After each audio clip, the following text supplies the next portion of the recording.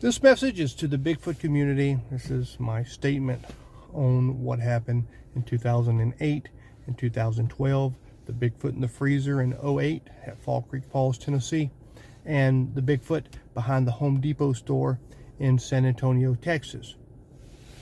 And I wanted to talk about that, and I wanted to explain exactly what happened and the thoughts that were going through my head then, thoughts that are going through my head now, and thoughts that are going through my head when I'm talking to people about this. But I think that everyone that's involved needs to know the honest truth about what really happened. After 2015, when everything ended, all the tours and everything, when people ask me about Bigfoot, I sized them up, and I thought in my head, what do they want to hear? So if someone came up to me excited about Bigfoot, I will tell them, yeah, I shot and killed the body of Bigfoot is in a university, and just pump them up. So here recently, I had a video chat with Steve Coles and two other people from the Bigfoot community. And we were talking about the Bigfoot, the tent video, and all that stuff. And they were all real nice. And I guess I wanted, to be accepted. And I knew that if I told them the truth, they would just roll their eyes and go on about their day. And anything that comes out of my mouth to them is absolutely a lie, unless I tell them everything was a hoax. And that's exactly what I did. I made up a story about everything being a hoax. I mean, I guess I wanted acceptance from the Bigfoot community. The Bigfoot community is political. If you don't kiss the right ass, if you don't go along with their narrative in the Bigfoot community, then you are shunned, you are banned. If you do anything against the top brass, you are absolutely done. It's crazy, but that's what happens in this little community.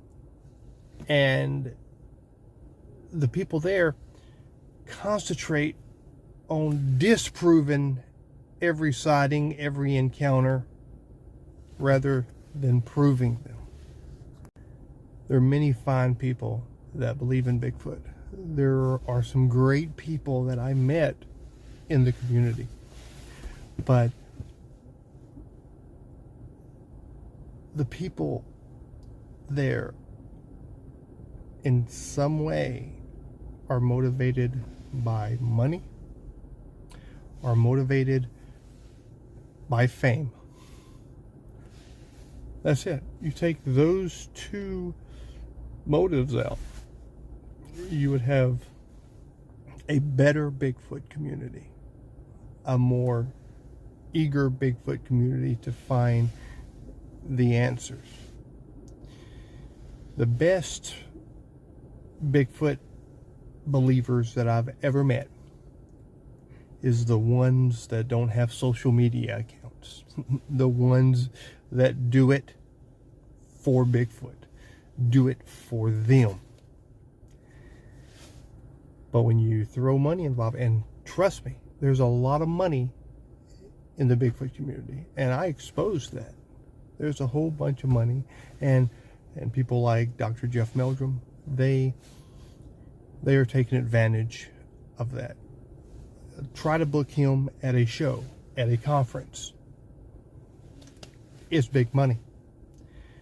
But if you truly believed in what you're saying, you truly want to find the answer, then hey, pay for my flight, pay for my hotel, and I will come and talk about this for free, because it's my passion.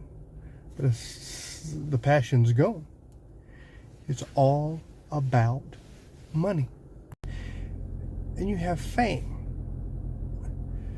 There's a lot of people there in the Bigfoot community that don't make a dime off of their Bigfoot research, but they are after that fame. They go on radio shows, they go on blogs, social media. They're all over social media because they want that fame so bad. They want to be known for something. And that takes away from the believability of their research. The reason I'm coming out now and just laying it all on the table is to give some people closure on this, because there's a lot of people who believed every word I said. And there's a lot of people who have a question mark. Was he telling the truth? Was he lying? Tell us, Rick. Tell us, Rick.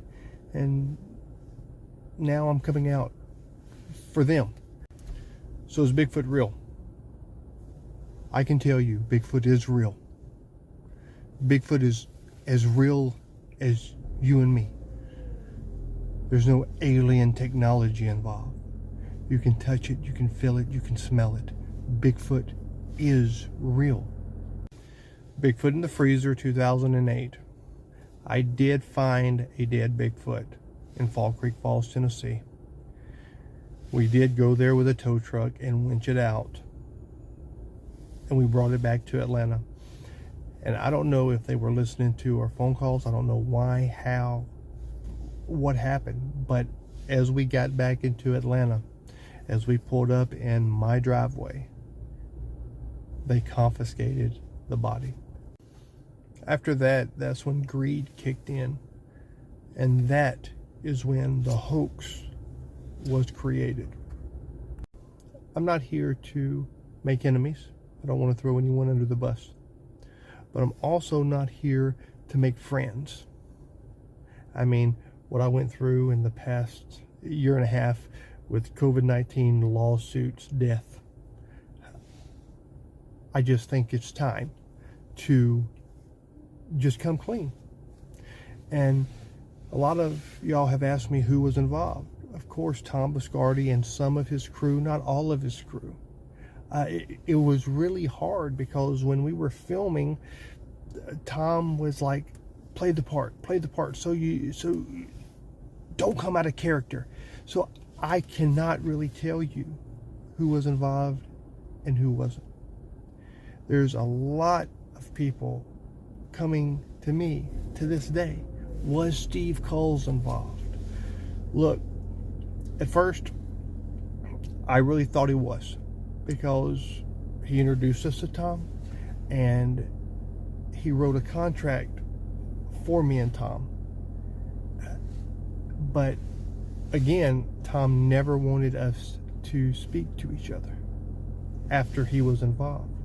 He never wanted Steve Coles to come down. It was weird.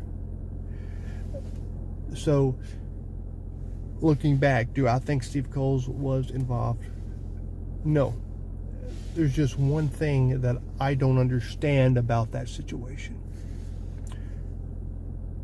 Why would he let Steve Coles come to the place where the body was being unfrozen? Because Steve would immediately know that it's fake. Now, maybe he got him to come or let him in to try to make Steve go along with the hoax, since he's already there, since he already got that far. So that's what I believe. Was Steve involved in this hoax? I believed he wasn't. I believe now he wasn't.